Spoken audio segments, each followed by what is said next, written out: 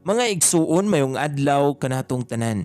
Karon adlaw na usab nga Lunes, pitsa uno sa bulan sa Mayo sa tuig 2023.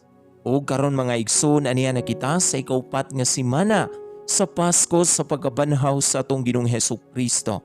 Sa ngalan samahan, sa Anak o sa Espiritu Santo. Amen. Ang Ebanghelyo kinutlo gikan sa basahon sumala ni San Mateo, Kapitulo 13, versikulo 54 ngadto sa 58. Mipauli siya sa lungsod nga iyang gipuy-an.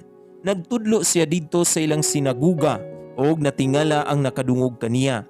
Diin man niya kuhaa kining maong kaalam, nangutana sila. Og diin man siya gahum paghimog mga milagro. Dili ba mo man kana siya ang anak sa panday? Dili ba si Maria man ang iyang inahan?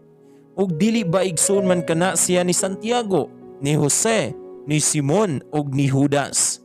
Dili ba niya man dinhi nagpuyo ang tanan niyang mga igsuong babayi? Diin man niya kuhaa kining tanan. Tungod niini gisalikway nila siya.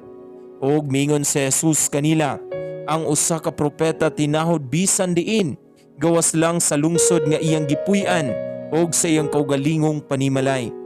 Busa wala siya mohimog daghang milagro didto kay wala man sila'y pagtuo. Mga igsuon, ang Ebanghelyo sa Ginoo. Daygon ikaw, O Kristo.